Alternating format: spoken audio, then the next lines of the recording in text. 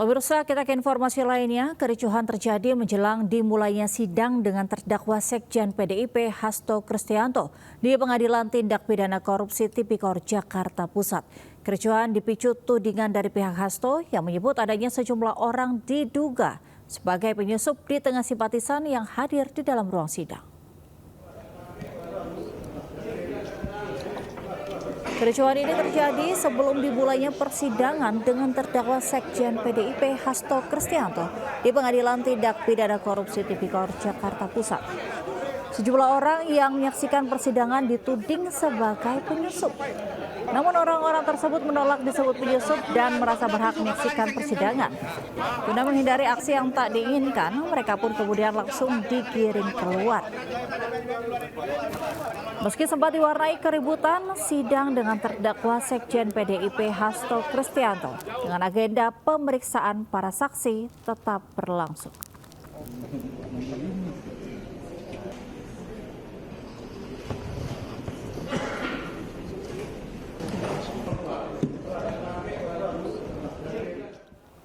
Pemirsa, kisruh pengakuan Lisa Mariana terkait hubungan terlarang dengan mantan Gubernur Jawa Barat Ridwan Kamil semakin memanas. Kini muncul sosok Revelino Tuasei yang mengaku sebagai ayah biologis dari anak Lisa Mariana. Melalui kuasa hukumnya, Revelino Tuasei menegaskan bahwa CA merupakan anak biologisnya yang dilahirkan dari rahim Lisa Mariana.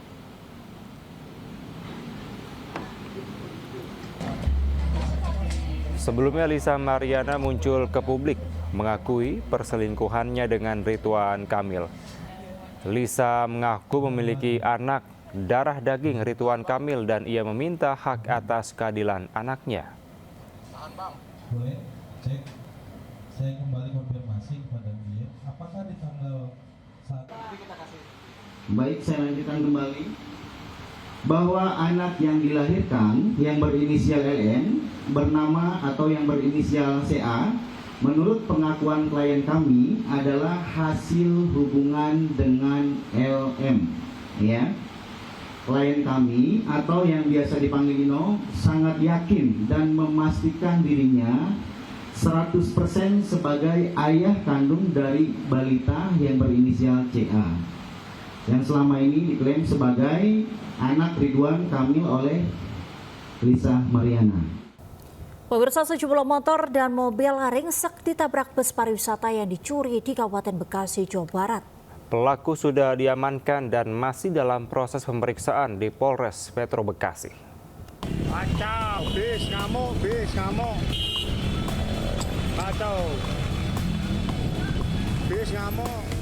Satu unit bus pariwisata melaju ugal-ugalan dengan kecepatan tinggi di Jalan Kawasan Industri MM 2100 Cikarang Barat, Kabupaten Bekasi. Akibatnya sejumlah kendaraan dan motor yang melintas tertabrak. Beberapa pemotor yang menjadi korban melakukan pengejaran hingga bus terhenti setelah menabrak kendaraan lain di Jalan Akses Tol MM 2100. Hasil pemeriksaan, pengemudi mobil bus D 20 tahun ternyata seorang pekerja cuci mobil dan berniat mencuri bus yang terparkir. Atas kejadian ini, sejumlah kendaraan yang menjadi korban mengalami kerusakan parah. Beruntung tidak ada korban jiwa dalam peristiwa ini dan pelaku dijerat pasal 363 dengan ancaman 9 tahun penjara. Dari Kabupaten Bekasi, Jawa Barat, Didi Junaidi, iNews melaporkan. Pemirsa, seorang pria ditemukan tewas di sekitar rel kereta api di Kediri, Jawa Timur. Sebelumnya pelaku sempat terlihat mondar-mandir kebingungan di lokasi kejadian.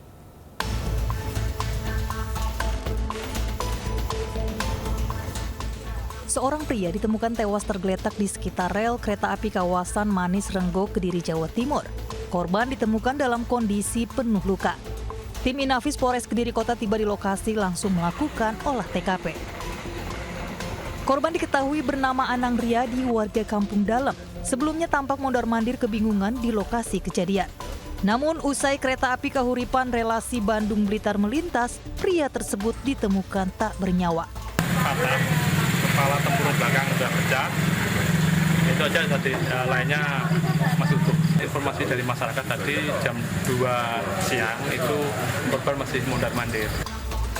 Kasus ini tengah diselidiki Satreskrim Polres Kediri Kota. Diduga pria tersebut sengaja menabrakkan diri saat kereta melintas. Dari Kediri, Jawa Timur, Afnan Subagio, Ainus melaporkan. Pemirsa, puluhan siswa TK, SD hingga SMP keracunan usai menyantap makanan bergizi gratis atau MBG di Batang, Jawa Tengah. Korban mengeluh pusing, diare, dan mual.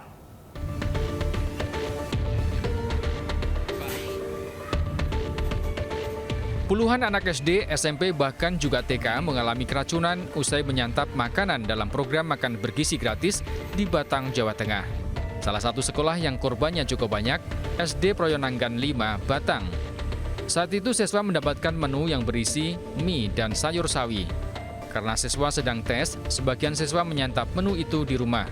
Sebanyak 23 siswa SD ini kemudian merasakan mual, pusing, dan diare setelah mengkonsumsi makanan yang memang dirasa sudah hampir basi.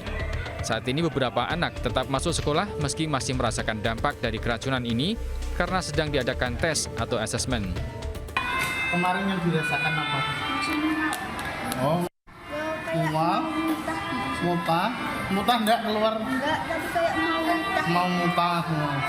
Nah, diare enggak? Masih diare sampai saat ini. Pihak sekolah telah melaporkan kasus ini ke Dinas Pendidikan dan juga pengelola MBG di Batang. Saat ini Dinas Pendidikan Kabupaten Batang masih menunggu uji lab dari makanan yang diduga menjadi penyebab keracunan tersebut. Dari Batang, Jawa Tengah, Suryono Soekarno, iNews melaporkan. Sementara dapur mitra program MBG menjadi korban penipuan di Kalibata, Jakarta Selatan. Korban mengaku tertipu karena tagihan senilai 1 miliar rupiah tak kunjung dibayar.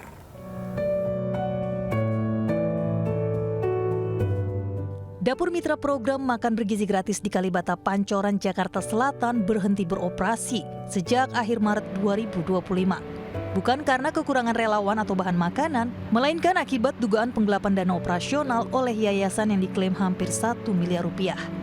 Peristiwa itu berujung pada laporan ke polisi dan gugatan perdata ke pengadilan. Polisi telah menerima sejumlah barang bukti berupa surat kerjasama antara kedua belah pihak dan kwitansi senilai 900 juta rupiah yang belum dibayarkan. Dan itu sebetulnya sudah kerjasama antara pihak kedua dan ketiga. Itu yang terjadi. Namun demikian pasti kita dalami. Sudah ada pemanggilan dari? Untuk sementara ini belum. Ya masih dia siapkan untuk pemanggilan.